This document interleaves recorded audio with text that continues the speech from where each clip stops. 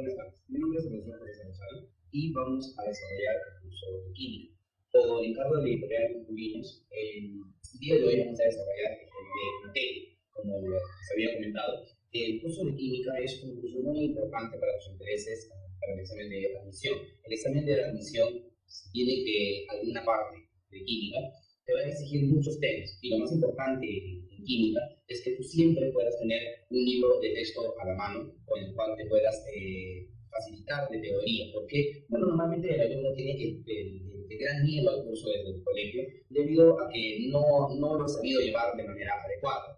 El detalle en el curso de química es que continuamente tú vas a tener que leer, vas a tener que investigar y a partir de los conceptos teóricos que tú has logrado adquirir, recién vas a poder aplicarlos a lo que es los ejercicios. Entonces, en el curso de química, a diferencia de las otras ciencias, tú adicionalmente vas a tener que leer mucho.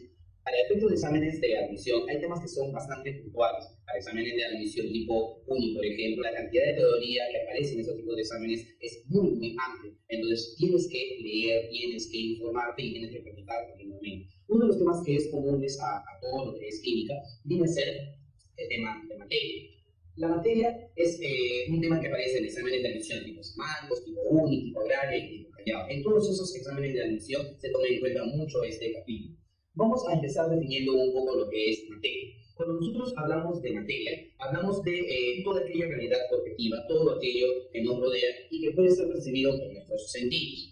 La materia es una sola existencia y como tal nosotros lo podemos clasificar de dos grandes grupos, como un cuerpo material o lo podemos clasificar como si fuera energía. La materia y la energía están interrelacionadas entre sí. Albert Einstein estableció que la cantidad de materia y energía en el universo es constante y que se pueden interconvertir una con respecto a la otra mediante esta relación.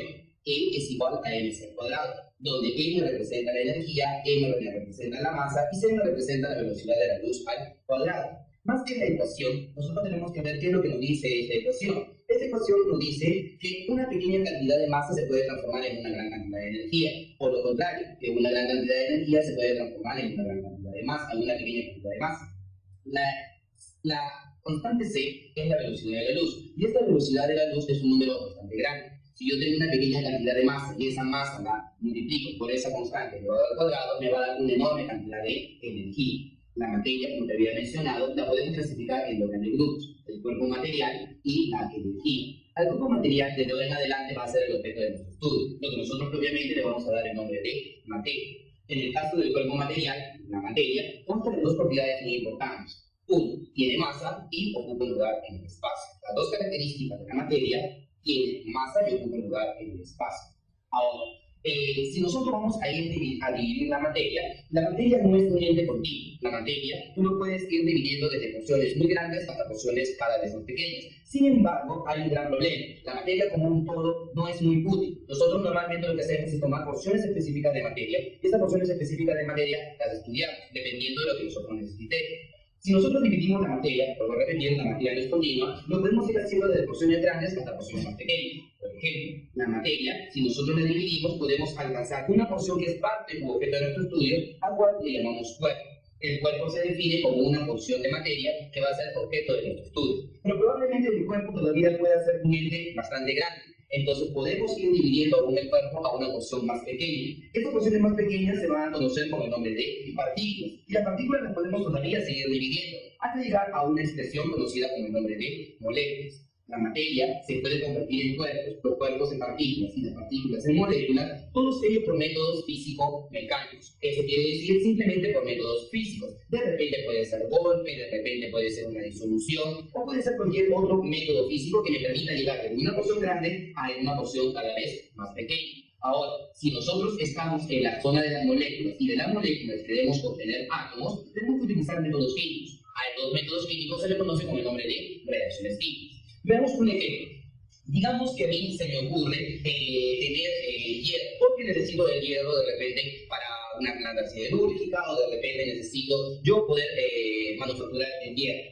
Encontré que en esta región, en esta locación, hay una gran fuente de hierro. Entonces, para mí es importante esta locación, pero toda esa locación yo no la puedo trabajar. Yo en realidad lo que tengo que trabajar es aquella porción en donde verdaderamente está concentrado el hierro. Probablemente he hecho un estudio de esa locación y he encontrado diversas regiones en donde puedo encontrar hierro.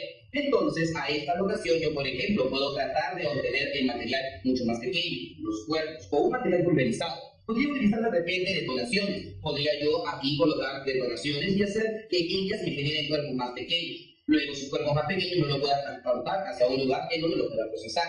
Ese cuerpo pequeño que contiene, en nuestro caso, nuestro objetivo, que es el hierro, puede ser un mineral tal como la hematita. La hematita contiene una alta concentración de hierro.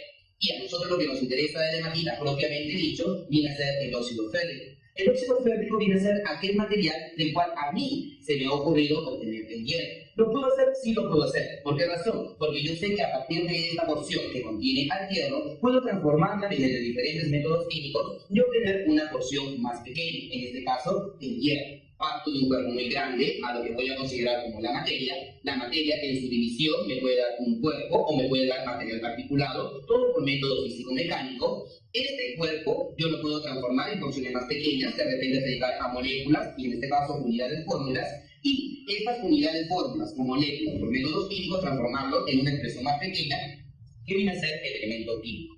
Un detalle muy importante en este capítulo es que la materia aún se puede seguir dividiendo. Nosotros hemos llegado a la porción llamada átomo, pero no significa que aquí esto se detiene. Yo todavía puedo los átomos seguir dividiéndolos aún más y llegar a porciones más pequeñas. Conocemos acerca de los protones, acerca de los neutrones, acerca de los electrones. Y actualmente se habla, por ejemplo, de que los protones y los neutrones están formados por partículas más pequeñas, incluso llamados quarks. Sin embargo, para efectos de este capítulo, nosotros únicamente llegaremos a la parte de átomos. ¿Por qué razón?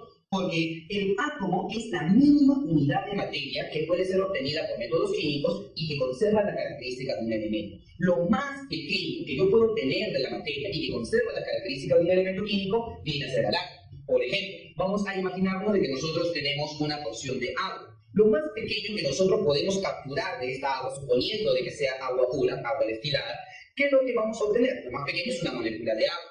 Si esto fuera agua químicamente pura, todas las estructuras que tú tienes acá van a ser moléculas de agua. Pero las moléculas de agua están formadas por dos átomos de hidrógeno y un átomo de oxígeno. Lo más pequeño que yo puedo obtener de la molécula del agua y que conserve las características de lo que va formado vienen a ser los átomos, los elementos químicos. En este caso, para la molécula del agua, lo más pequeño que podría obtener va a ser el hidrógeno y el oxígeno, que son los materiales constituyentes. Entonces, recuerden, la materia se puede dividir porque no es continua. La materia, por método físico-mecánico, se puede convertir en cuerpo.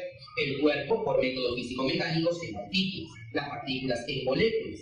Las moléculas, por métodos químicos, es decir, por reacciones químicas, se pueden convertir en átomos. E importante, el átomo es la mínima porción de materia que puede ser obtenida por métodos químicos. Y va a ser hasta aquí, hasta donde vamos a trabajar el capítulo número 2. Bueno, hemos visto que la materia se puede dividir, que la materia no es continua. Pero la materia, según su composición, también posee una clasificación. Si nosotros vamos a clasificar a la materia, he dibujado este cuadro que nos va a ayudar muchísimo, la materia se puede dividir según su composición en dos tipos de materiales: el material homogéneo y un material heterogéneo. Cuando nosotros hablamos de un material homogéneo, propiamente dicho, hablamos de un material que es uniforme en toda su extensión, mientras que un material heterogéneo es un material que no es uniforme. Entonces, recordad, material homogéneo es uniforme, material heterogéneo no es uniforme. ¿A qué me refiero con material uniforme y material no uniforme? Por ejemplo, si nosotros tenemos una mezcla de agua con sal, ¿sí? Al mezclar el agua con la sal, vamos a lograr un material que es uniforme, un material en el cual yo voy a observar una sola fase. Tú mezclas agua y sal y solamente vas a ver una sola fase. En cambio, cuando tú mezclas agua con aceite, tú vas a ver cómo el aceite se separa del agua. Por consiguiente, ahí estamos hablando de un material heterogéneo. En el agua con sal hablamos de un material homogéneo. Vamos primeramente a clasificar al material heterogéneo. Los materiales heterogéneos propiamente son llamadas mezclas heterogéneas. Material homogéneo, material heterogéneo. Uniforme, no uniforme. Los materiales heterogéneos son llamadas mezclas heterogéneas. Una mezcla heterogénea viene a ser un material que posee dos o más cuerpos, pero en los cuales yo puedo distinguirlos relativamente fácil. Por ejemplo, podríamos hablar de una mezcla de agua con arena. Cuando uno realiza una mezcla de agua con arena, podemos observar, si dejamos en reposo el sistema, cómo la arena se va sedimentando hacia el fondo del recipiente. Eso significa de que aquí los cuerpos se pueden separar fácilmente por el método de sedimentación, pero también se nota que es fácil distinguir quiénes son los componentes, en este caso el agua y la arena. De repente puede ser un poco más difícil distinguir a los componentes, por ejemplo, en el caso de los coloides. Los coloides son clasificados como sistemas microheterogéneos o pseudo-homogéneos, lo que significa que aparentemente parecen homogéneos, pero en realidad no lo son heterogéneos. Ejemplo, el humo, ejemplo, la neblina, ejemplo, el agua con detergente. Particularmente el agua con detergente te puede dar una buena idea de lo que es un coloide. Si tú tienes el agua es transparente, pero cuando tú al agua le echas detergente, te vas a dar con la sorpresa de que el agua deja de ser transparente y empieza a tener un aspecto opaco o lechoso. ¿Eso por qué? Porque se ha formado un sistema microheterogéneo llamado coloide. Si tú dejas en reposo el agua con el detergente, no vas a observar cómo el detergente se va al fondo del recipiente. Eso no ocurre. En los coloides, a pesar de que son sistemas heterogéneos, no ocurre una sedimentación. En cambio, en las suspensiones sí ocurre una sedimentación y es mucho más fácil visualizar quiénes son los componentes de esa mezcla heterogénea. Entonces, un material heterogéneo propiamente se conoce como una mezcla heterogénea. Los componentes pueden observarse fácilmente. Ahora, si nosotros hablamos de un material homogéneo puede ser o puede clasificarse en dos grandes grupos. Puede ser una sustancia o puede ser una mezcla homogénea. Las mezclas homogéneas, al igual que las mezclas heterogéneas, están formadas por dos o más componentes. A las mezclas homogéneas se les conoce con el nombre de soluciones. Pueden haber soluciones gaseosas, soluciones líquidas o soluciones sólidas. En una mezcla homogénea yo solamente puedo observar una fase. Por ejemplo, el aire es una mezcla básicamente de oxígeno y nitrógeno. Sin embargo, yo no puedo distinguir quién es el oxígeno y quién es el nitrógeno. Forman una sola fase, un solo cuerpo. Eso es una solución, una mezcla homogénea. La salmuera es una mezcla de agua con sal.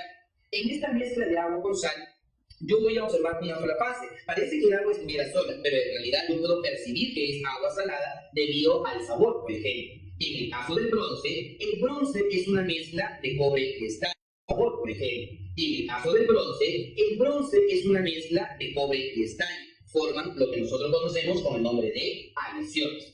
Ya sea una mezcla homogénea o ya sea una mezcla heterogénea, sus componentes se pueden separar fácilmente por métodos físicos. Por ejemplo, ¿cómo lograríamos nosotros separar a los componentes en la salmuera? Hay que recordar, la salmuera está formada por agua y sal. ¿Cómo lograría yo separar a los componentes en la salmuera? Bueno, podríamos de repente tomar un poco del agua salada, la salmuera, y empezar a calentarla. Cuando nosotros calentamos el agua salada, nos vamos a dar cuenta que la temperatura hace que el agua se evapore y por consiguiente la sal me queda en el fondo del recipiente. Este es un método de separación, se conoce con el nombre de evaporación. También podemos utilizar algún otro método, por ejemplo podríamos utilizar la destilación. Si nosotros hablamos del alcohol medicinal, el alcohol medicinal que tenemos en casa tiene una graduación de 96 grados. Significa que 96 partes es alcohol y las otras 4 partes resultan ser agua. ¿Cómo lograremos nosotros separar una mezcla de agua con alcohol? Bueno, lo común es utilizar la destilación fraccionada. ¿En qué consiste ello? Imaginémonos de que nosotros tenemos aquí una mezcla de agua con alcohol, que es una sola fase.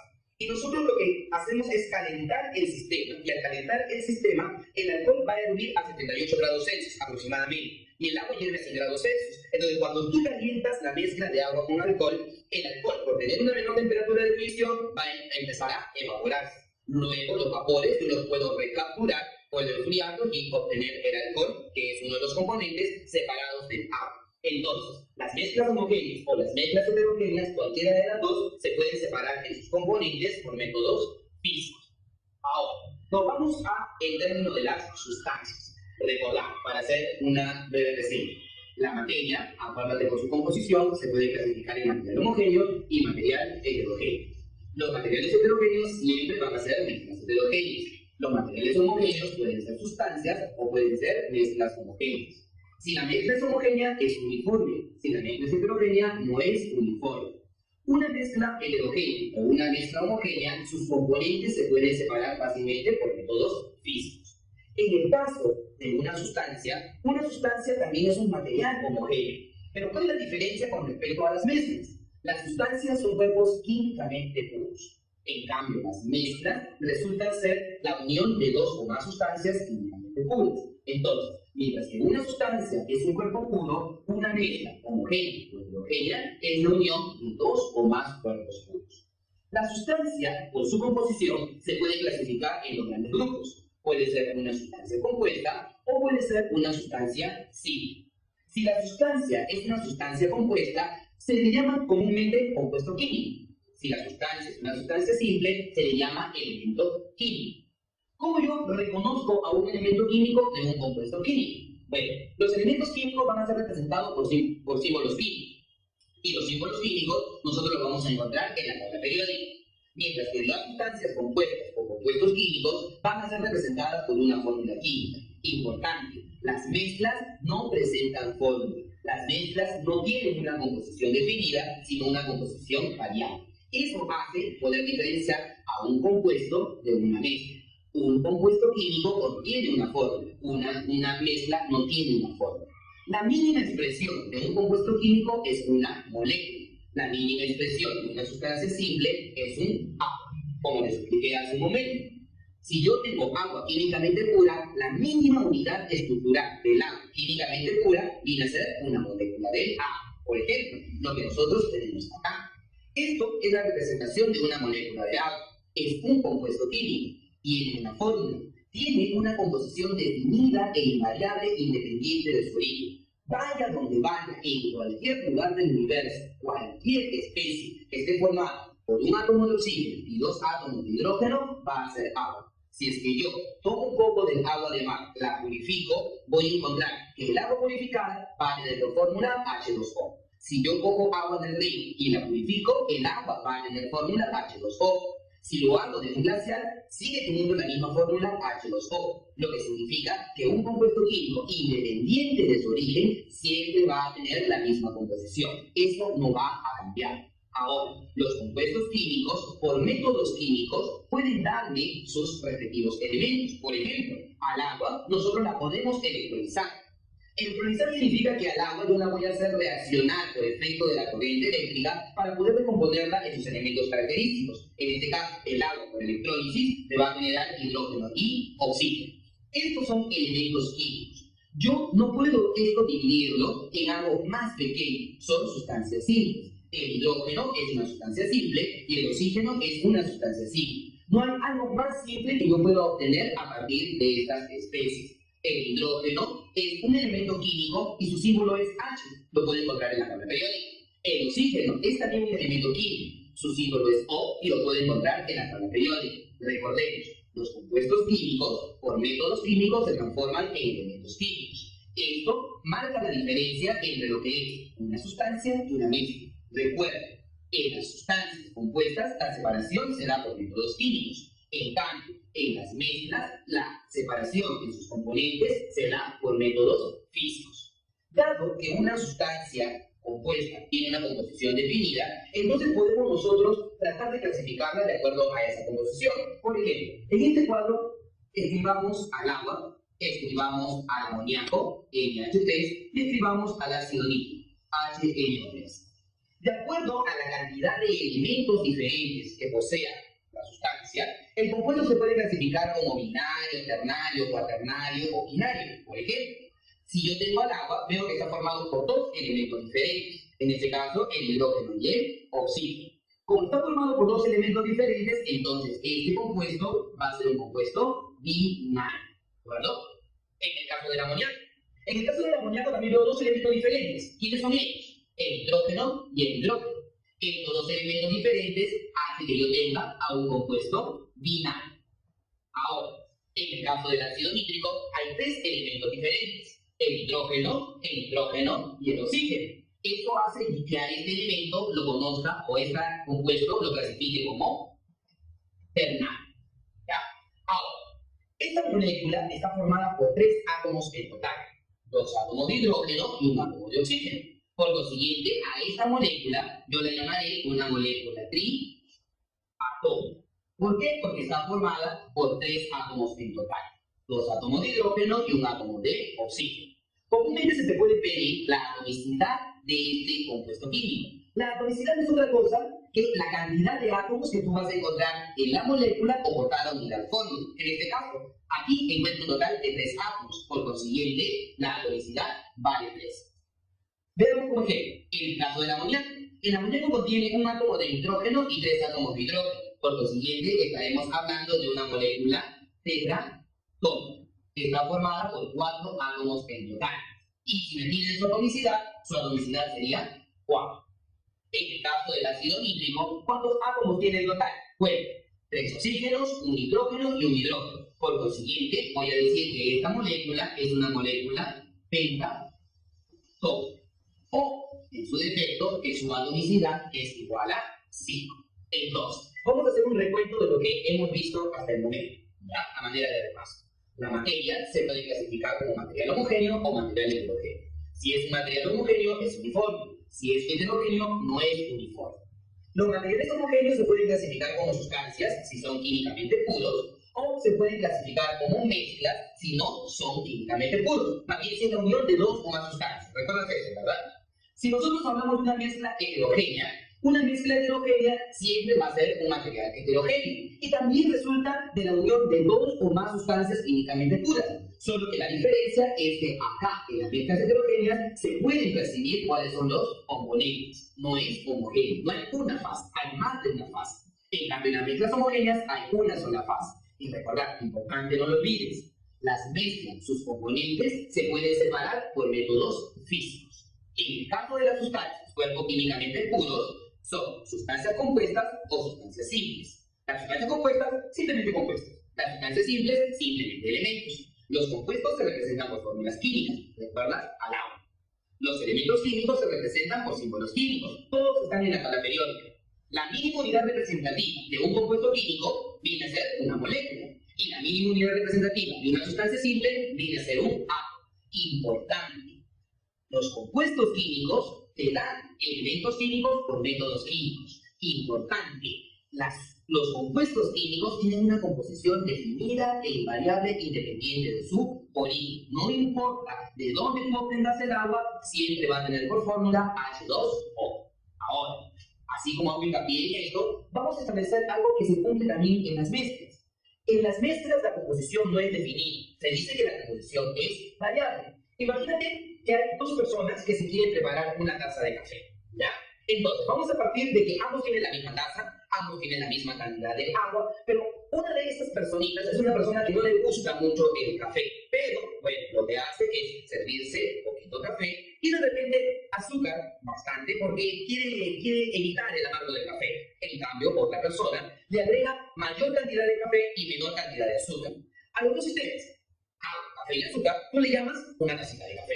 Pero los dos no tienen el mismo sabor, van a tener sabores diferentes. Sin embargo, están formados por los mismos componentes, agua, azúcar y café, lo que significa que una mezcla no tiene una composición definida, su composición es variable. Tú puedes ir colocando la cantidad de sustancias o la cantidad de componentes que pueda aceptar el sistema. Entonces, esa es la clasificación de la materia de acuerdo a su composición. Ahora, la materia presenta también lo que llamamos propiedades. Una propiedad viene a ser una cualidad. Una propiedad es algo que me permite caracterizar a un cuerpo.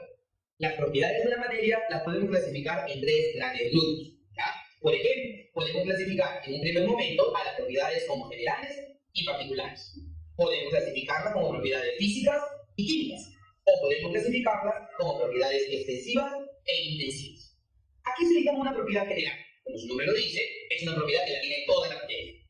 Dijimos desde un primer momento, un cuerpo material tiene dos propiedades importantes, masa y volumen. Todo cuerpo material tiene masa.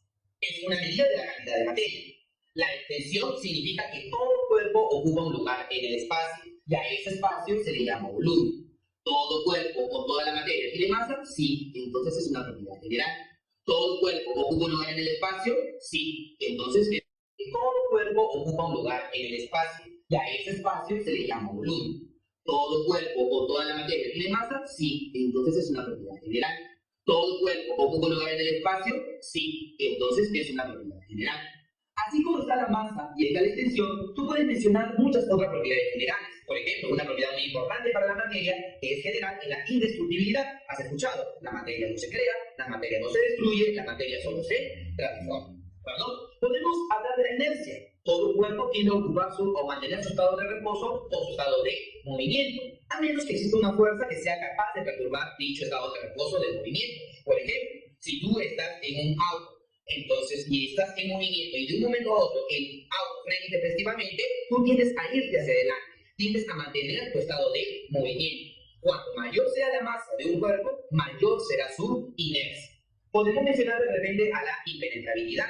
Si es que nosotros en este vaso lo llenamos completamente con agua y luego dejamos caer una piedra, vamos a observar cómo el agua va a rebalsar. Entonces, ¿eso por qué se da? Porque el espacio ocupado por la piedra no puede ser ocupado por el agua simultáneamente. A esa propiedad general de que cada cuerpo ocupa su lugar en el espacio se le llama impenetrabilidad. Entonces, son propiedades generales porque la tiene toda la materia. Las propiedades particulares no la tiene toda la materia, solamente algunos tipos de materia.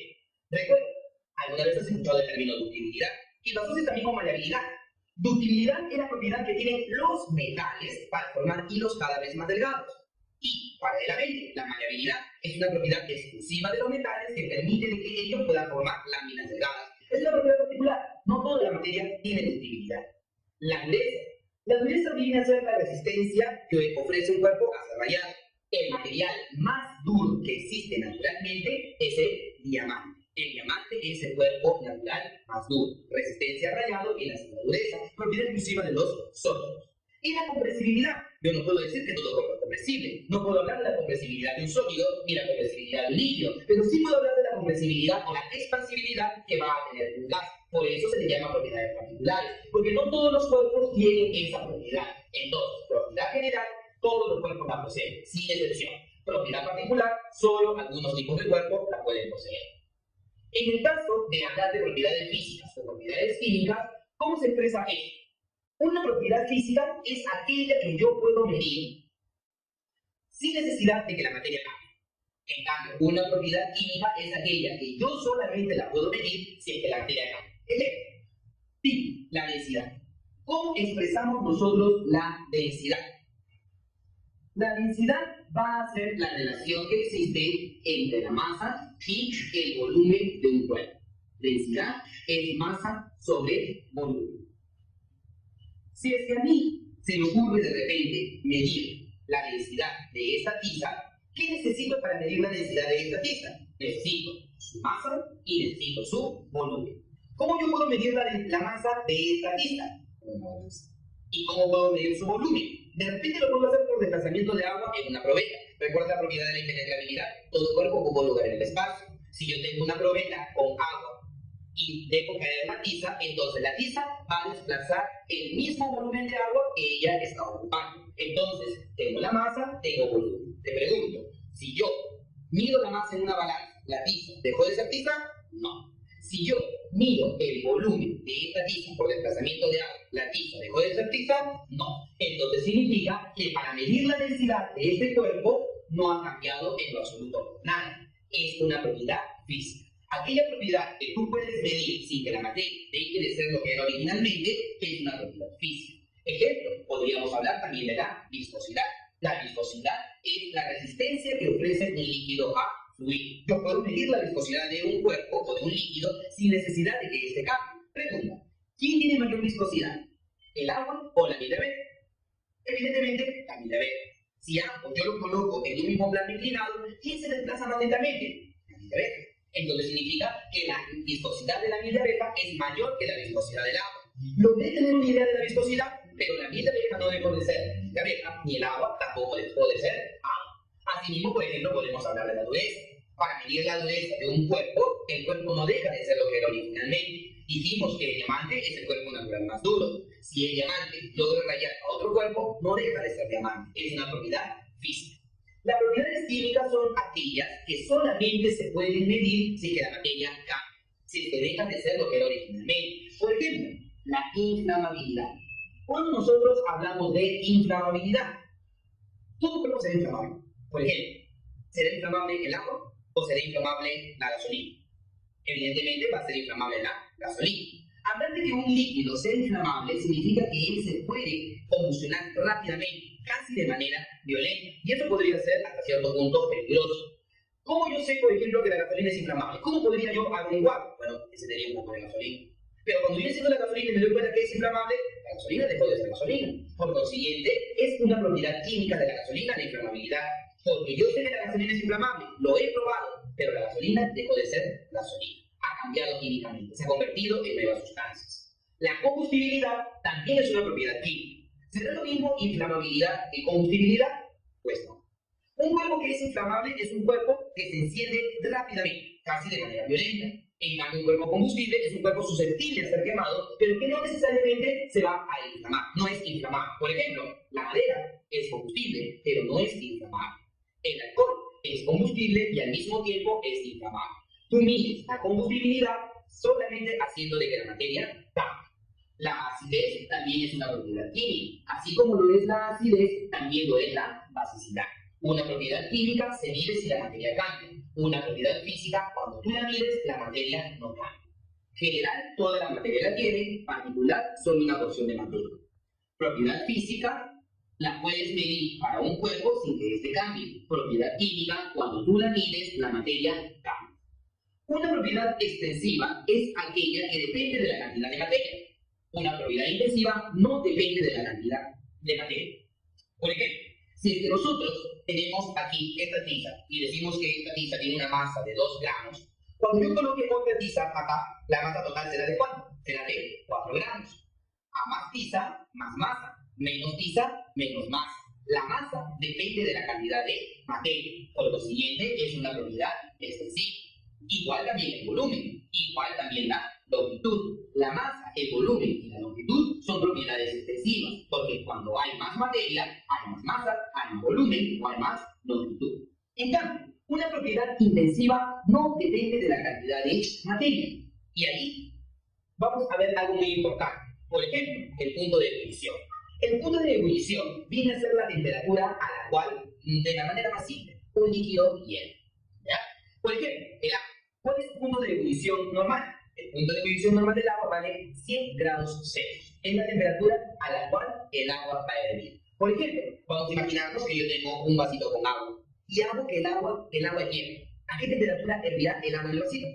100 grados Celsius. Pero si yo pongo agua en la tetera, el agua hervirá también a 100 grados Celsius. Independiente si tengo poquita agua o mucha agua, el agua siempre va a hervir a 100 grados Celsius a nivel del mar.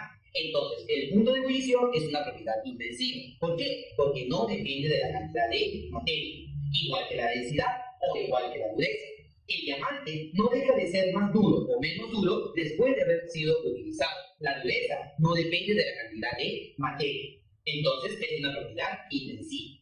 Los casos más comunes en los exámenes de admisión es preguntar acerca de las propiedades extensivas y acerca de las propiedades intensivas. Una propiedad intensiva permite caracterizar a la materia. Por ejemplo, te digo, tengo un líquido que es transparente, hierve a 100 grados Celsius, tiene densidad igual a 1. ¿A qué líquido me estoy refiriendo? Ojo, es transparente, tiene punto de ebullición igual a 100 grados Celsius y tiene densidad igual a 1 gramo por mililitro. ¿Descubriste qué líquido es? Es el agua. ¿Qué te he dado yo del agua como información? Te he dado su color, una propiedad intensiva. Te he dado su punto de ebullición, una propiedad intensiva, y te he dado su densidad, otra propiedad intensiva. Las propiedades intensivas permiten caracterizar a la materia. Si yo te digo, tengo 30 gramos de un líquido, ¿me podrás decir de qué líquido estoy hablando? No. La masa nos permite caracterizar a la materia porque es una propiedad extensiva, pero el punto de ebullición, la densidad o de repente el color, que son propiedades intensivas, me permiten caracterizar a la materia, me permiten identificarla respecto a cualquier otra sustancia. Ahora, importante. Las propiedades químicas siempre son propiedades intensivas. Eso es algo que te va a ayudar mucho en el examen de admisión.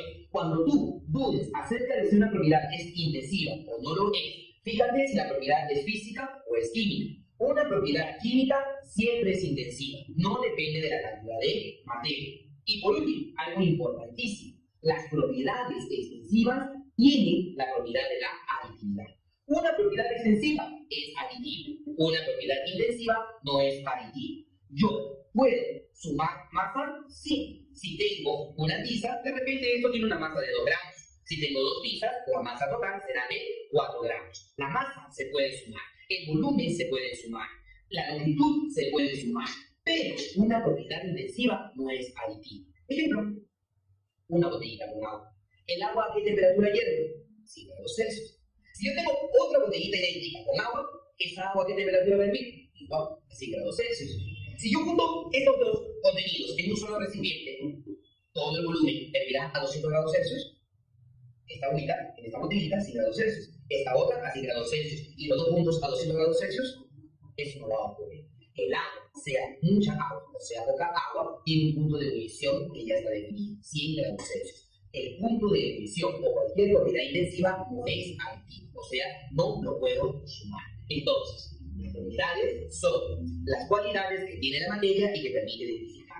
Propiedad general, si la tiene toda la materia; particular, si no la tiene toda la materia. Va a ser física si tú al medirla la materia no cambia, pero va a ser química si tú cuando la mides la materia deja de ser lo que era originalmente y se convierte en nuevo. Va a ser extensiva si depende de la cantidad de materia y va a ser intensiva si no depende de la cantidad de materia. Acuerdo, las propiedades intensivas ayudan a caracterizar a la materia, ayudan a poder identificar a los cuerpos. Y recuerda también que las propiedades intensivas no son aditivas. Yo no puedo sumar densidades, yo no puedo sumar puntos de ebullición. ¿Por qué? Porque son propiedades intensivas. Pero sí puedo sumar masas o puedo sumar volúmenes. ¿Por qué?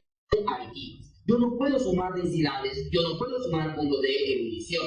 ¿Por qué? Porque son propiedades intensivas. Pero sí puedo sumar masas o puedo sumar volúmenes. ¿Por qué? Porque son propiedades extensivas. Bien, entonces, habiendo mencionado las características principales del sólido, del líquido y del gas, vamos a mencionar ahora cómo estas fases se pueden convertir una en otra debido a cambios básicamente de energía o cambios de presión. Una sustancia, cualquier sustancia químicamente pura, se puede transformar en cualquiera de sus tres fases, teóricamente. Si nosotros logramos cambiar la presión y la temperatura de manera adecuada, podemos lograr que una sustancia se encuentre en su fase sólida, en su fase líquida o en su fase gaseosa. Esto, que lo comentaré dentro de un momento, se conoce con el nombre de diagrama de fases. Para empezar, te quiero decir que cualquier sustancia químicamente pura puede existir en su fase sólida, en su fase líquida o en su fase gaseosa, dependiendo de las condiciones de presión o de temperatura. Vamos a ver cómo las fases se pueden convertir una en otra, básicamente acá por un cambio de temperatura. Vamos a mantener la presión constante, ¿ya? Quiero que prestes atención bastante bien lo que te voy a comentar acá. Tenemos tres fases de la materia. Tenemos a la fase sólida, lo estoy llamando aquí sólido. Tenemos a la fase líquida, el líquido propiamente dicho, y la fase gaseosa, ¿ya? Vamos a mantener constante la presión y vamos a empezar a dar calor al sistema para ver qué es lo que ocurre.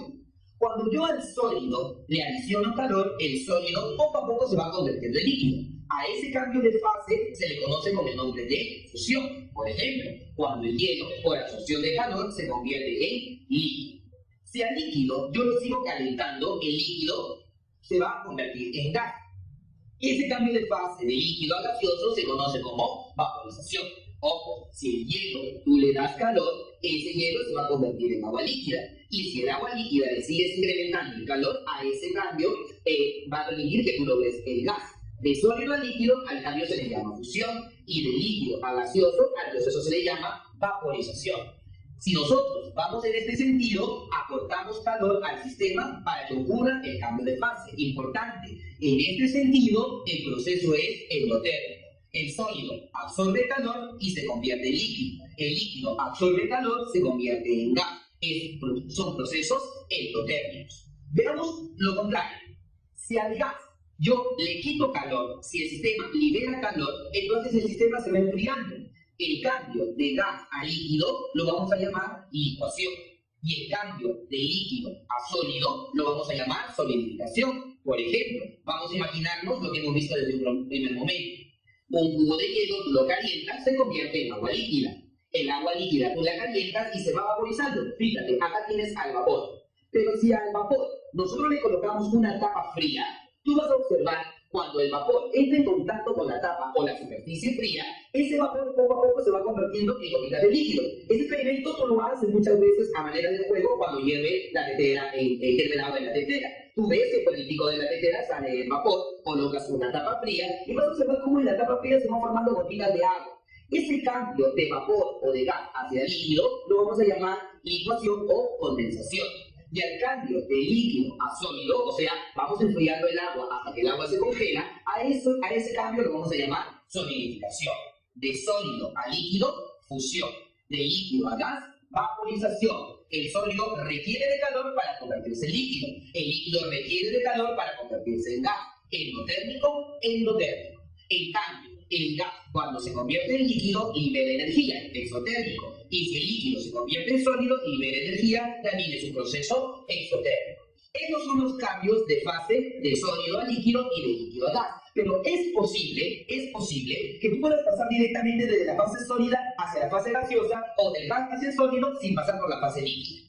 Cuando pasas directamente de sólido a gas sin pasar por la fase líquida, a ese cambio de fase se le llama sublimación directa o simplemente sublimación. Cuando tú escuches el término sublimación, se refiere a la sublimación directa, cambio de sólido a gas, lo que ocurre, por ejemplo, con el hielo seco.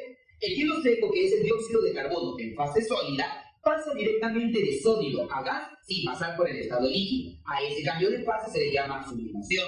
Ese mismo cambio de fase que ocurre, por ejemplo, con la naftalina. La naftalina, un sólido de color blanco, que nosotros comúnmente lo utilizamos en la ropa durante el invierno, durante el verano, cuando la guardamos para que no sea afectada por la polilla. Esa naftalina puede sublimar, o sea, puede pasar de la fase sólida a la fase gaseosa directamente sin pasar por la fase líquida. También ocurre con el paradiclorobenceno. Tiene un nombre medio feito, pero es el nombre que recibe. Son las pastillas que nosotros utilizamos para aromatizar los baños. Comúnmente esas pastillas tú las utilizas y de un momento a otro ves que estas pastillas desaparecieron. Empezaron como sólido, abriste la bolsita y desaparecieron las pastillas. Entonces, ese cambio de fase directo de sólido a gas se conoce con el nombre de sublimación directa o simplemente sublimación. Lo opuesto, si yo voy de gas hacia sólido, como por ejemplo la formación de la escarcha, la formación del hielito que se genera en el freezer de nuestro refrigerador, a ese cambio de fase se le llama sublimación inversa. Cuando el gas, el vapor de agua, entra en contacto con la superficie fría, inmediatamente el gas se convierte en sólido. A ese cambio de fase se le llama sublimación inversa. Clásico, la formación de escarcha es un proceso de sublimación inversa, conocido también con el nombre de deposición o conocido también con el nombre de condensación. Ahora, hay algunas cosas o hay algunos detalles que te quiero comentar y que me parecen importantes mencionarlos, ¿ya? Si nosotros queremos ser exquisitos, el cambio directo de líquido a gas le podemos dar el nombre de gasificación y el cambio de gas hacia líquido lo llamamos licuación. Para efectos de examen de admisión, nosotros podemos utilizar el término vaporización, podemos utilizar el término licuación o condensación, pero para ser un poco más estricto, el nombre llamado vaporización o el nombre llamado condensación se va a dar cuando yo tenga un sistema gaseoso llamado vapor. Si es que nosotros vamos desde la fase líquida hacia la fase vapor, ese cambio de líquido a vapor se conoce como vaporización. Y el cambio de vapor a líquido se conoce con el nombre de condensación. ¿Cuál es la diferencia entre un vapor y un gas? Importante, no te vayas a confundir. Un vapor es un gas. Un vapor es un gas, pero no todo gas es un vapor. Imagínate que tú hiervas el agua. Cuando tú hierves el agua y el agua alcance los 100 grados Celsius, entonces el agua va a empezar a generar un cambio de fase. Ese gas que se genera, ese gas que sale por el pico de la tetera, se conoce con el nombre de vapor.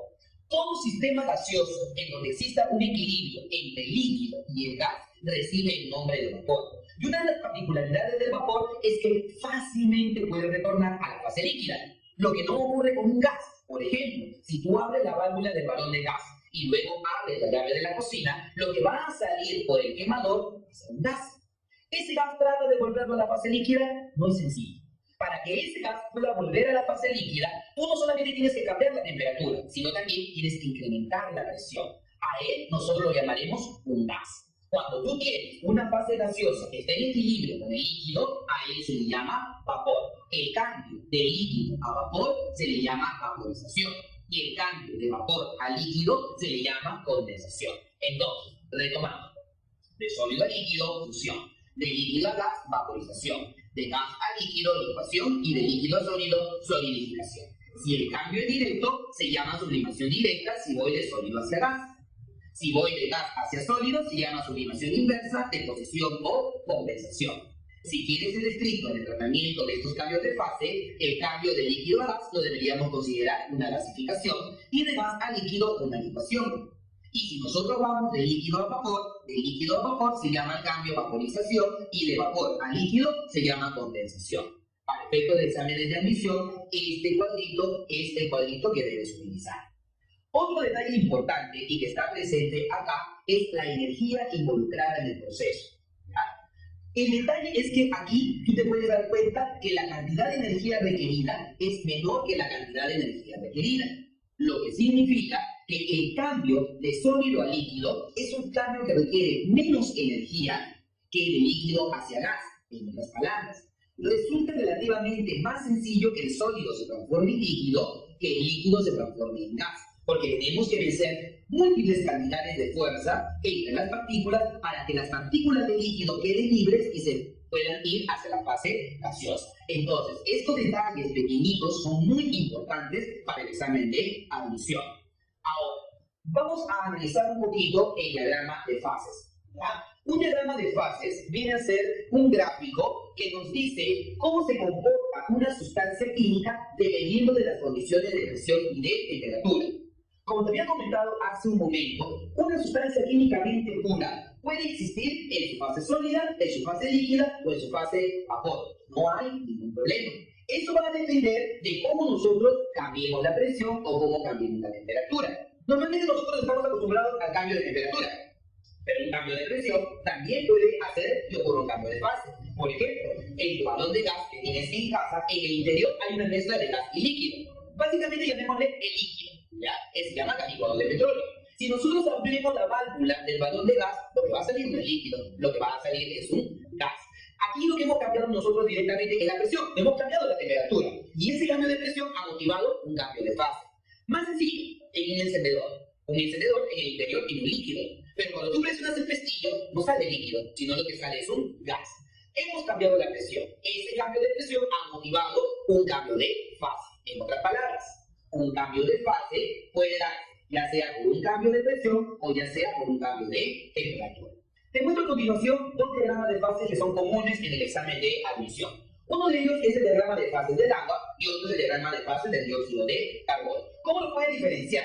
A simple vista, el alumno, cuando está empezando el curso de química, no lo puede notar. Pero si tú te dedicas a leer un poquito, te vas a dar cuenta que es muy fácil diferenciar al diagrama de fases del agua y del dióxido de carbono.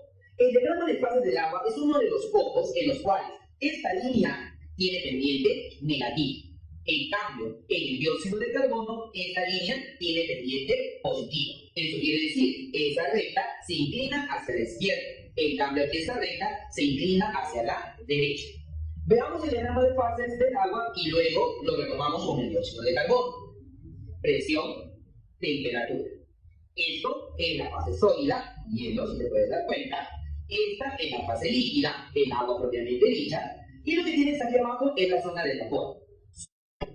Esto es la fase sólida, hielo, si te puedes dar cuenta. Esta es la fase líquida, el agua propiamente dicha. Y lo que tienes aquí abajo es la zona del vapor. Sólido, líquido, vapor. Hielo, agua, vapor. ¿Correcto? Esta curva que tú tienes acá me representa el equilibrio entre sólido y vapor. Ojo, sólido y vapor. Esta curva, líquido, es el equilibrio entre sólido y vapor. Esta recta es el equilibrio entre sólido y líquido. Y esta curva es el equilibrio entre líquido y vapor. A ver, trata de verlo de manera más sencilla. Esta curva, equilibrio sólido-vapor. Esta curva, o esta recta, equilibrio sólido-líquido. Y esta curva, equilibrio líquido-vapor. Este de acá es un punto en donde yo voy a encontrar a las tres fases de la materia. O voy a encontrar tres fases de la materia. En este caso, el sólido, el líquido y el vapor. A este punto se le llama punto crítico. Y es el punto donde termodinámicamente coinciden tres fases de una misma sustancia. Mira, sólido, líquido, vapor, equilibrio, sólido, vapor, equilibrio, líquido, sólido y equilibrio, líquido, vapor. Y esto de acá es el equilibrio de estas tres fases. Este punto que tú ves acá se conoce con el nombre de punto crítico. Este punto crítico que tú ves acá es un punto en el cual, por debajo de esas condiciones, que son la temperatura crítica y la presión crítica, por debajo de esas condiciones puedo encontrar sólido, líquido y vapor sin ningún problema. Pero por encima de la temperatura crítica y por encima de la presión crítica, voy a encontrar una fase particular de la materia. A esta fase particular de la materia se le llama fluido supercrítico y en la actualidad está siendo muy estudiado. El fluido supercrítico tiene propiedades comunes de líquido y de gas, por eso se le llama fluido supercrítico y es bastante difícil de detectar. Por ejemplo, este fluido supercrítico tiene una alta densidad, característica del líquido. Este fluido supercrítico ocupa la totalidad del espacio que se le ofrece, característica del gas. Acuérdate, alta densidad se parece a un líquido, ocupa la totalidad del espacio, característica de un gas, pero además es un fluido, característica del líquido y del gas. En este punto es difícil diferenciar si estoy frente a la fase líquida o a la fase gaseosa. A esto se le llama el fluido supercrítico. Veamos lo que ocurre para el dióxido de carbono a manera de repaso. A ver, tú ve haciéndolo mentalmente. Acuérdate, para el dióxido de carbono, fase sólida, fase líquida, fase gaseosa. ¿Recuerdas qué era esto? El equilibrio entre sólido y gas. ¿Recuerdas qué era esto? El equilibrio entre sólido y líquido. Y esta curva me representa el equilibrio entre líquido y gas. Y te acuerdas de este punto, ¿verdad? Este punto es el punto en el que confluyen tres fases de la materia. En este caso, sólido, líquido y gas. Y se le conoce como punto crítico. Y acuérdate que este punto, que está formado por la temperatura crítica y la presión crítica, se llama punto crítico. Por encima de esas condiciones críticas, yo voy a encontrar al fluido supercrítico. Te voy a evaluar. Si nosotros pasamos de sólido a líquido, tú te acuerdas que es un cambio de fase, ¿verdad? De sólido a líquido, a ese cambio se le llamaba fusión. Si yo hago lo contrario, si paso de líquido a sólido, a ese cambio se le llama solidificación. Si yo voy de líquido a gas, a ese cambio de líquido a gas lo llamaba vaporización. Y si voy de gas a líquido, a ese cambio lo llamaba condensación, para efecto de examen de emisión. Ahora fíjate que va, más interesante todavía. Si yo voy de sólido hacia gas, ese cambio de sólido hacia gas, ¿cómo se llamaba? ¿Recuerdas? Es la sublimación directa, característica de la cristalina, como te había mencionado. Y si voy desde gas hacia sólido, ahí se le llama sublimación inversa, también llamado deposición o compensación. Esas son las características que van a tener las fases de la materia. Entonces, hasta acá hemos recordado un poco lo que son los estados de relación de la materia y los cambios de fase. Un último repaso: sólido, líquido y gaseoso. Los sólidos tienen forma definida, los líquidos y los gases no, adoptan la forma del recipiente que lo contiene. Los sólidos tienen volumen definido, al igual que los líquidos, sus partículas se tocan. En los gases, sus partículas están muy separadas, se pueden comprimir o se pueden expandir. En el caso de los sólidos predomina la cohesión sobre la repulsión. En los gases predomina la repulsión y en los líquidos estas dos fuerzas son de magnitud comparable, o sea, son muy similares entre sí. Estos son los cambios de fase. Recuerden, sólido a líquido fusión, líquido a gas vaporización, de sólido a gas sublimación directa. Necesitas calor para que se dé el cambio de fase, proceso endotérmico. De gas a líquido, licuación, de líquido a sólido, solidificación, y de gas a sólido, sublimación inversa. En este caso se libera calor. Si se libera calor, el sistema se enfría y el proceso se llama exotérmico. Para ser más estricto con el tratamiento, cuando el líquido se convierte en vapor, al cambio desde líquido a vapor se le llama vaporización y de vapor a líquido se le llama condensación. En cambio, de líquido a gas, si quiere ser más estricto, se le debería llamar gasificación y de gas a líquido, licuación. Esos vienen a ser los cambios de fase. Ahora, vamos a trabajar los llamados fenómenos o cambios que sufre la materia. Los fenómenos vienen a ser cambios que sufre la materia. Los fenómenos se pueden clasificar en dos grandes grupos inicialmente muy usados para el examen de admisión: los fenómenos físicos y los fenómenos químicos. Un fenómeno físico es aquel en el cual ocurre un cambio a nivel externo de la materia, a nivel de aspecto, pero no a nivel de estructura interna. En cambio, un cambio químico es aquel en donde, además de haber un cambio en el aspecto, hay un cambio en la estructura interna. Un fenómeno físico, por ejemplo, la dilatación de un metal. Tú sabes lo que es la dilatación de un metal. Cuando tú calientas un metal incrementa sus dimensiones por el efecto de la absorción del calor. Pero cuando el metal se enfría, regresa a ser lo que era originalmente. Lo que significa que aquí ha ocurrido un fenómeno físico. El metal, pregúntate, ¿dejó de ser metal después de la dilatación?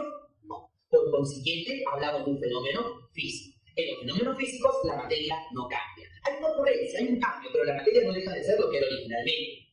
En la evaporación de la acetona, si tú dejas abierta un frasco de acetona, la acetona se va a evaporar. Hay un cambio desde líquido hacia vapor. ¿Qué es líquido? Acetona. ¿Qué que es el vapor, acetona, no dejó de ser lo que era originalmente. Por esa razón, viene a ser un fenómeno físico. Cualquier cambio de fase que hemos estudiado anteriormente resulta ser un fenómeno físico. En cambio, los fenómenos químicos, tú vas a observar cambios en la estructura interna de la materia. Por ejemplo, coges un papel y lo quemas.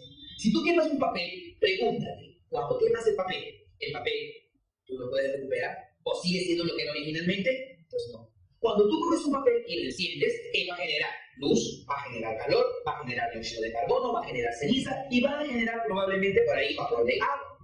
Todo ello te revela la ocurrencia de un fenómeno químico. El papel dejó de ser lo que era originalmente y se ha convertido en algo nuevo, en nuevas sustancias con nuevas propiedades. El opacado de una moneda te revela que la moneda en su superficie se está oxidando. Todo proceso de oxidación, cuando tú lo leas en una pregunta de examen de admisión o cualquier examen o cualquier evaluación, cualquier proceso de opacado de una moneda o de un metal implica un proceso de corrosión o un proceso de oxidación, lo que significa un fenómeno químico. El agriado de la leche, la digestión de los alimentos, la combustión de la gasolina son ejemplos de fenómenos químicos. La dilatación de un metal, la evaporación de la acetona, la rotura de una piedra, el mojar un papel son ejemplos de fenómenos físicos. La materia no cambia. En los fenómenos químicos, la materia sí cambia. Estos dos son los favoritos en los exámenes de admisión, pero no son los únicos. Es probable que puedan ocurrir fenómenos alotrópicos o puedan ocurrir fenómenos nucleares. Un fenómeno alotrópico es un fenómeno o es un cambio en el cual una sustancia internamente ha variado solamente. No dejó de ser lo que era originalmente, ha variado internamente su estructura. Por ejemplo, el carbono. El carbono presenta dos formas alotrópicas. Por ejemplo, el diamante y el grafito. Es posible que el diamante se convierta en grafito y es posible que el grafito se convierta en diamante. El grafito, si tú incrementas la presión a valores enormes, se puede convertir en diamante, pero no creas que va a ser millonario. El diamante que se genera es un diamante de muy poca calidad.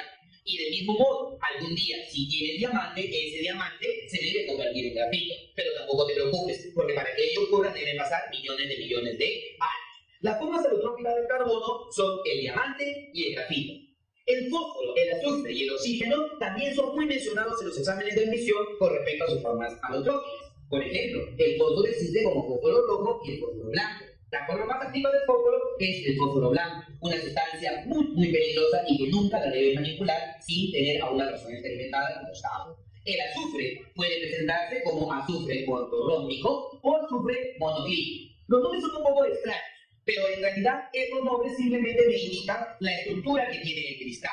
Cuando tú sigas tu curso de química un poco más avanzado, entenderás que existen 7 sistemas cristalinos y el azufre puede existir en 2 de ellos, el ortorrómbico y el monoclínico. Y el oxígeno, que es muy común para nosotros, puede existir en su forma de O3, llamado ozono, o en su forma de O2, llamado dioxígeno, o simplemente oxígeno molecular. Eso con respecto al fenómeno o cambio alotrópico. Ahora, un fenómeno nuclear es un fenómeno poco común, que se da en las sustancias que son susceptibles a sufrir procesos nucleares. Los fenómenos nucleares nosotros los podemos de repente agrupar en 3 grandes grupos: los procesos de fisión nuclear, los procesos de fusión nuclear o simplemente una transmutación nuclear. Estos fenómenos nucleares son particularmente diferentes a los otros fenómenos vistos anteriormente. Porque mientras en un fenómeno físico, en un fenómeno químico o en un fenómeno alotrópico, las sustancias no dejan de ser lo que eran originalmente, o por lo menos no se pierde la identidad de la especie, en un fenómeno nuclear sí se pierde la identidad de la especie. Por ejemplo, si es que nosotros tenemos el proceso en el cual el sodio se combina con el cloro para generar cloruro de sodio, NaCl, ¿qué es lo que vamos a encontrar? Vamos a encontrar que esta sustancia tiene una identidad. El sodio es un metal muy activo, demasiado violento frente al agua. El cloro es una sustancia muy venenosa, tóxica. Y juntos, el sodio y el cloro me producen cloruro de sodio. Aquí habría una reacción química. Aquí ha ocurrido un fenómeno químico. Sin embargo, el sodio que yo tengo acá, lo voy a encontrar acá. El cloro que yo tengo acá, lo voy a encontrar acá. Solo que en esta disposición, juntos, tienen propiedades diferentes a las anteriores. En otras palabras, ellos no han perdido su identidad. El sodio sigue siendo sodio y el cloro sigue siendo cloro.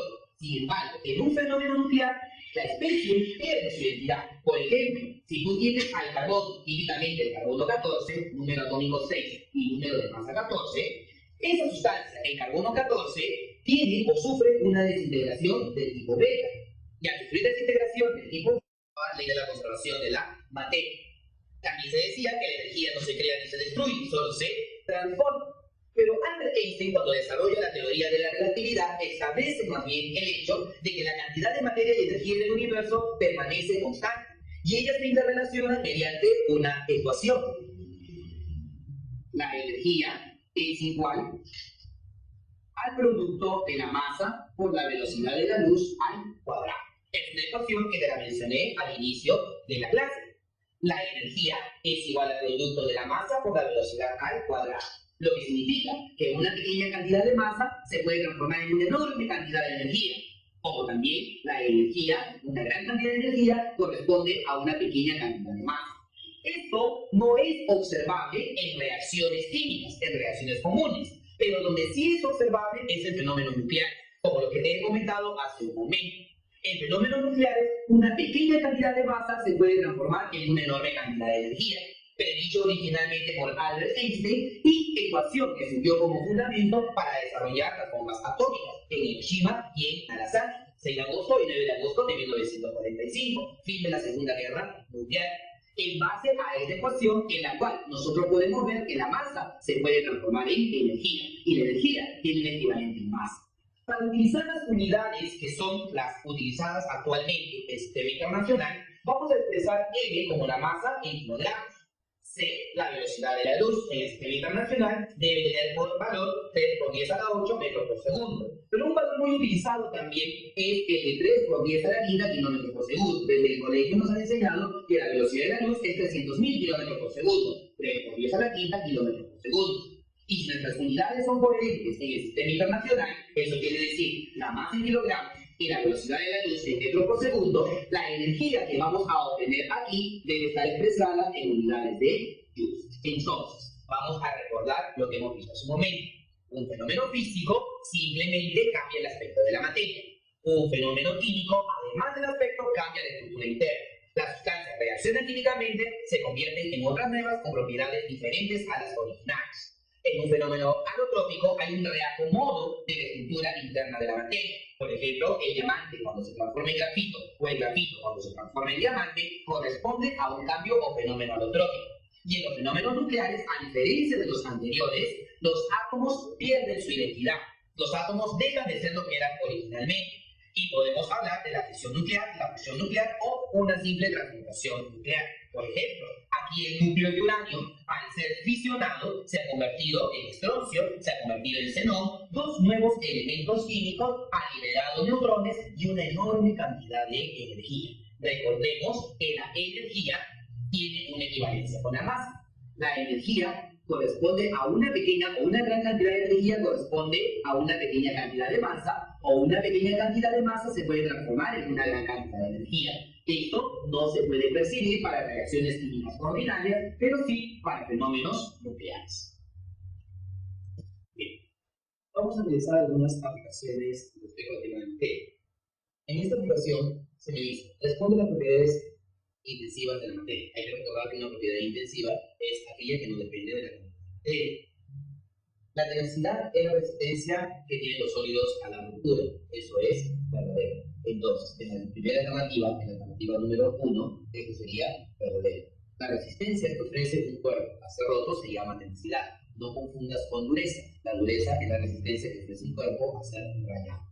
La tensión superficial nos dice que es la fuerza necesaria para mantener el equilibrio de una película de un líquido. La tensión superficial es una propiedad exclusiva de los líquidos, que mide la cantidad de fuerza requerida para cambiar la superficie libre de un líquido en una unidad de longitud. Es una propiedad exclusiva de los líquidos y es intensiva. Entonces, la alternativa 2 sí que representa una propiedad intensiva.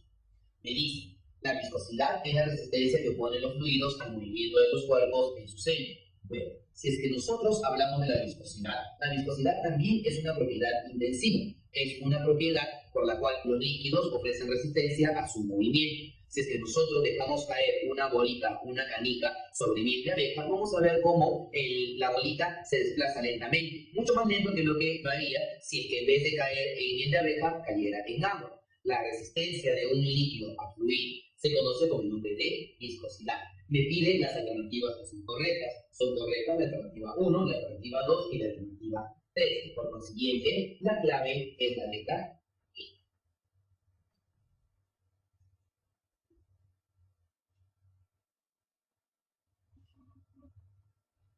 Bien. Acá nos dice, clasifique como propiedad física o propiedad química cada una de las siguientes características. Hay que recordar, una propiedad física es aquella propiedad que yo la puedo medir sin que la materia cambie. Mientras que una propiedad química solamente puede ser observada si es que la materia cambia, si es que deja de ser lo que era originalmente. Por ejemplo, vamos a tomar el orden que nos están dando. Primero, nos dicen que esta sustancia es una sustancia de color blanco. El color es una propiedad física. Por lo siguiente, colocaremos F de físico. Brilla en la oscuridad. El brillo en la oscuridad también corresponde a una propiedad física. Yo no necesito hacer que la materia cambie para darme cuenta si esta brilla o no brilla. Por lo siguiente, también es una propiedad física. La reacción de este cuerpo con los halógenos. Siempre que a mí me hablen de reacción o me hablen de combinación, estamos hablando de un proceso químico. La reacción química de este cuerpo con un halógeno me va a generar un nuevo producto. Por lo siguiente, hablamos de un proceso químico. Es una propiedad química del cuerpo el que reaccione con los halógenos. Nos dice, se disuelve en disulfuro de carbono. Un proceso de disolución es un proceso físico. La materia no deja de ser lo que era originalmente. La disolución de él en disulfuro de carbono es una propiedad física. Y la cromatografía viene a ser también una propiedad física. ¿Por qué razón? Porque para poder visualizar la cromatografía en un cuerpo, yo no necesito ver que ese cuerpo haya cambiado. Por lo siguiente, es una propiedad física. ¿A qué se refiere la cromatografía? La cromatografía viene a ser una forma de trabajar en el laboratorio por la cual yo hago que líquidos puedan ascender o puedan desplazarse a través de ciertos sustratos. Por ejemplo, podemos hablar de la cromatografía del lámina, que ocurre, por ejemplo, con el jugo de la espinaca. Podemos ver cómo este se puede difundir a través de una lámina. La materia no ha cambiado, por consiguiente, es una propiedad física. Entonces, en este caso, la secuencia sería físico-físico, químico-físico y físico. Alternativa sería la letra D, clave. En esta aplicación encontramos lo siguiente. Este ejercicio está relacionado con los estados de negación de la materia. Me dice, respecto a los cambios de estado de la materia, indica cuántas proposiciones son incorrectas. Primero, el estado físico de la sustancia solo depende de la temperatura.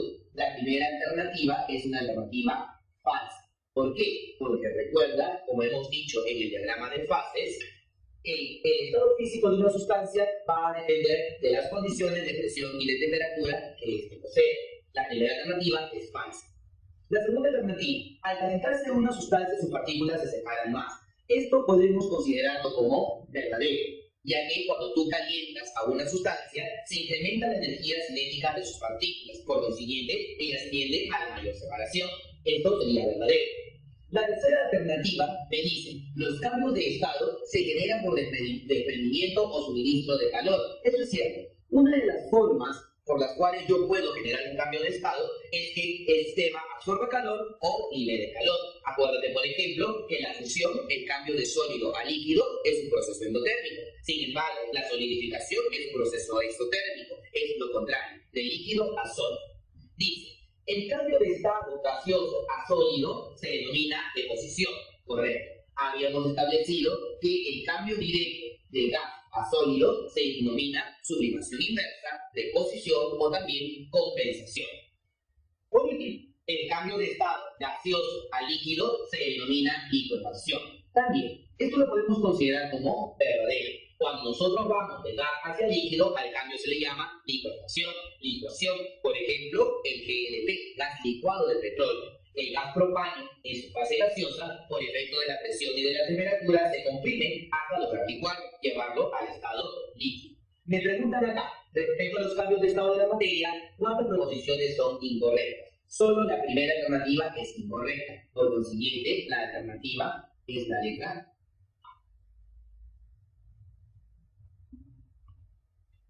En este ejercicio nos dice lo siguiente. Respecto a las sustancias, indicar cuántas proposiciones son correctas. Respecto a las sustancias, hay que recordar que una sustancia es un cuerpo químicamente puro, y las sustancias se pueden clasificar como sustancias simples o sustancias compuestas. En la primera alternativa me dice, la sustancia es materia homogénea que tiene una composición química definida y está constituida por una clase de moléculas o por átomos de igual número atómico, verdadero. En el primer caso, si hablamos de una sola clase de moléculas, hablamos de un compuesto químico. Y si hablamos del mismo número de átomos, estamos hablando de un elemento químico. Lo primero es verdadero. Lo segundo, un elemento químico es una sustancia simple, que está constituida generalmente por átomos de igual número atómico, pero también existen elementos químicos que están construidos por moléculas que contienen átomos del mismo tipo. Por ejemplo, podríamos hablar del caso del oxígeno y del ozono. El oxígeno O2 y el ozono O3, ambos son sustancias simples. Sin embargo, el ozono está formado por 3 átomos de oxígeno, mientras que el oxígeno molecular por 2 átomos de oxígeno. Esto sería también verdadero. Nos dice, un compuesto es aquella sustancia que está constituida por moléculas o unidades fórmulas que contienen en su estructura átomos de diferentes elementos. Hay que recordar que un compuesto químico tiene 2 o más elementos diferentes en su composición. Por ejemplo, si tú tienes a la molécula del dióxido de carbono, CO2, él es un compuesto que está formado por 2 elementos, el carbono y el oxígeno. En el caso del cloruro de sodio, NaCl, él también es un compuesto químico. Él también está formado por 2 elementos diferentes, el sodio y el cloro. Pero a diferencia del primero, aquí él está formado por moléculas, porque es un compuesto covalente. Pero aquí él está formado por unidades fórmulas, porque es un compuesto iónico. Por consiguiente, un compuesto es aquella sustancia que está constituida por moléculas o unidades fórmulas que contienen en su estructura átomos de diferentes elementos, verdadero. Por último, toda sustancia pura es un compuesto. Eso es incorrecto. No toda sustancia pura es un compuesto. Hemos dicho al inicio que una sustancia puede ser una sustancia simple o una sustancia compuesta. Una sustancia no solamente puede ser un compuesto, son correctas. Alternativa, la letra C. Bien. En la siguiente pregunta se nos dice, respecto a los compuestos, indicar cuántas proposiciones son correctas. Bueno, acá lo que tenemos que ver si es que la pared o el grupo de 3 compuestos nos representan, o de 3 cuerpos nos representan a compuestos químicos. Por ejemplo, en el primer grupo aparece la cafeína, que es un compuesto químico, el ácido cítrico, que también es un compuesto químico, y el formol.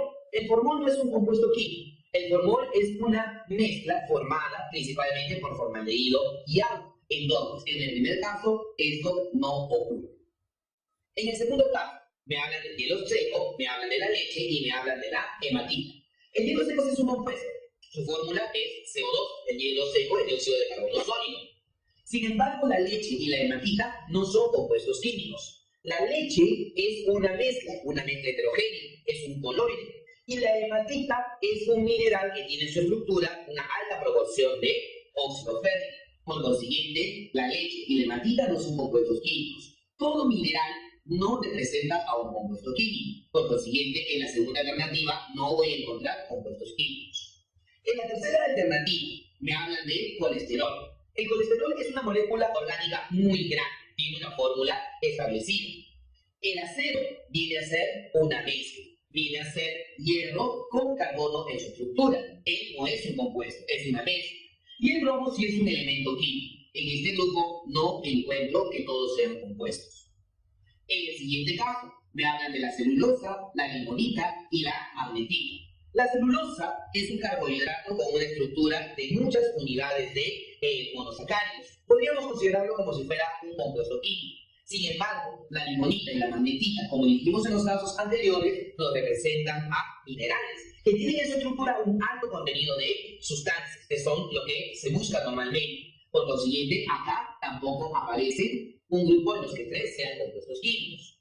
Y en el último caso aparece la gasolina, que es una mezcla de hidrocarburos, el propano, que es un compuesto químico, y la clorofila, que también es un compuesto químico. Los 3 no son compuestos químicos, solamente el propano y la clorofila. Nos preguntan, respecto a los compuestos, indica cuántas proposiciones son correctas.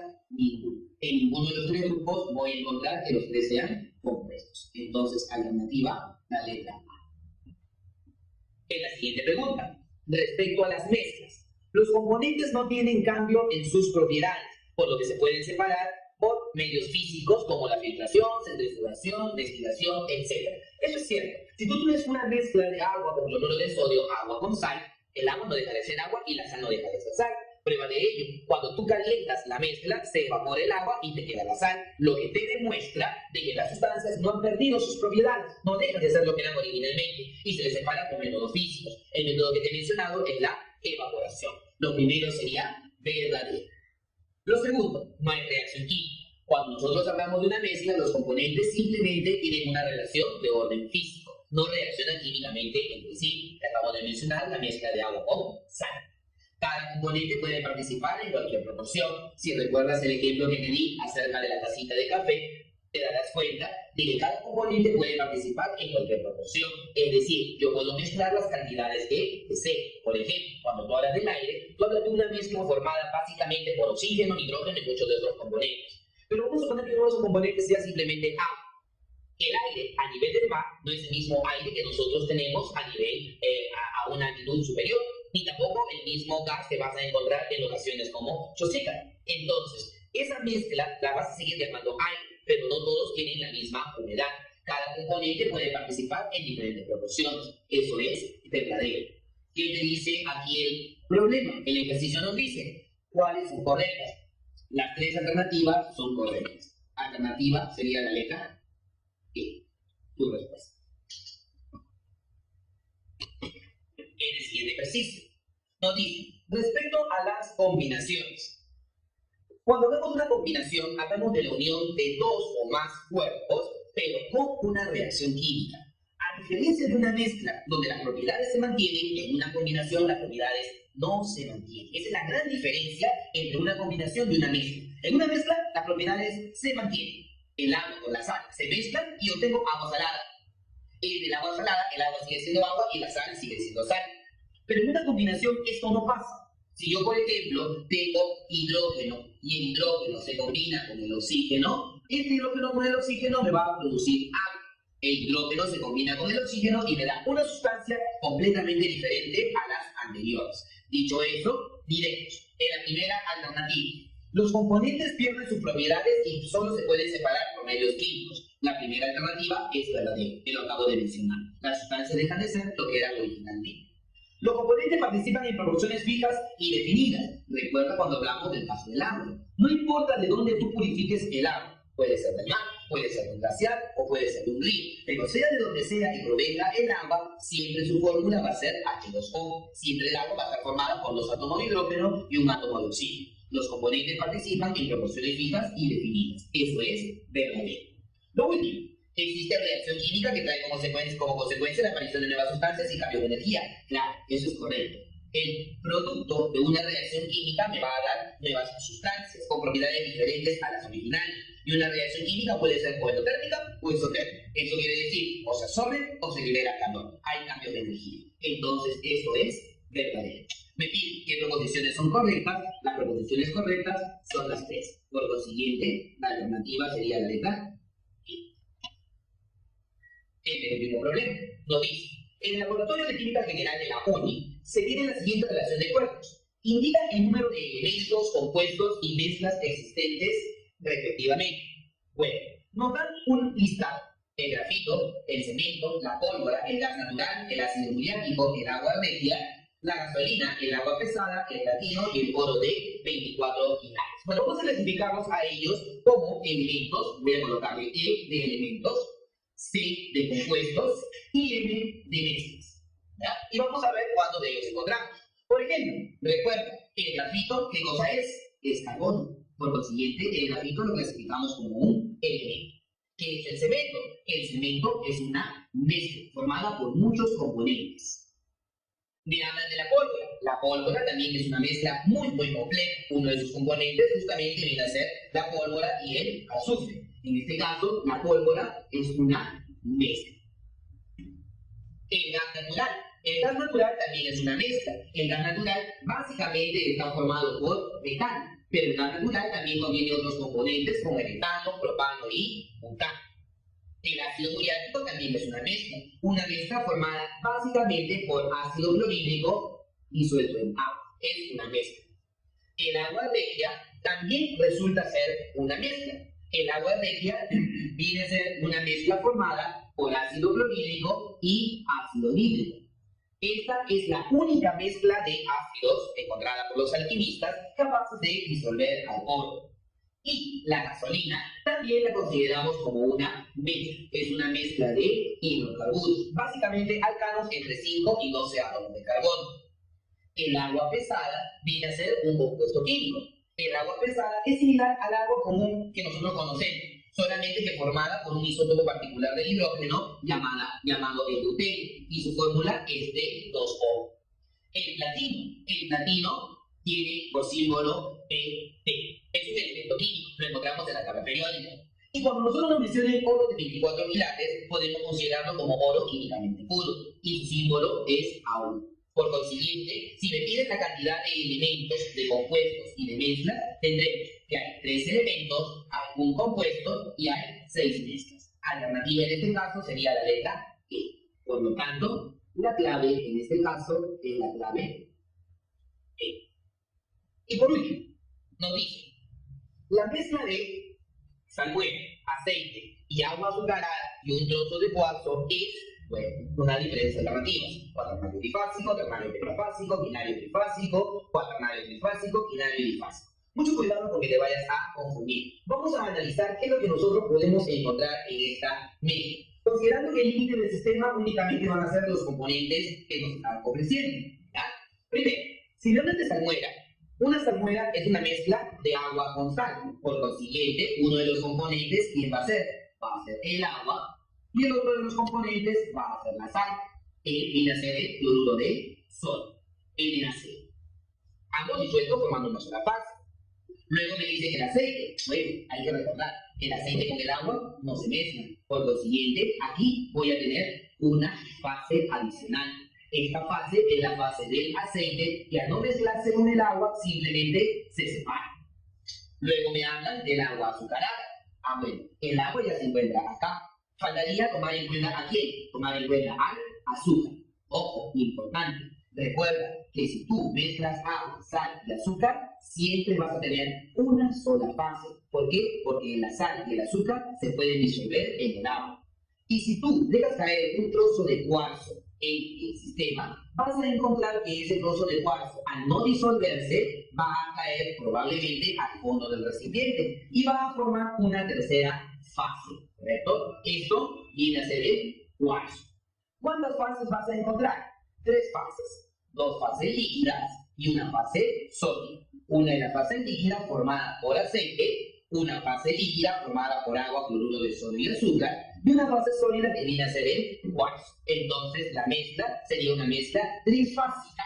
¿Y cuántos componentes vamos a encontrar? Bueno, aceite, agua, cloruro de sodio, azúcar y cuarzo. Entonces vamos a encontrar 5 componentes. Es un sistema quinario porque tiene 5 componentes, pero tiene 3 fases. Por consiguiente, también será trifásico.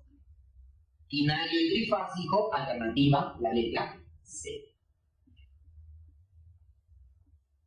Muy bien. Entonces, agradeciendo a la editorial Rubinos por la invitación a desarrollar este capítulo, no me queda más que invitarlos a ustedes a que participen visitándonos en nuestros canales de YouTube, www.youtube.com/rmrubinos, o que nos visiten para una próxima oportunidad. Nos vamos a estar viendo muy pronto. Hasta luego.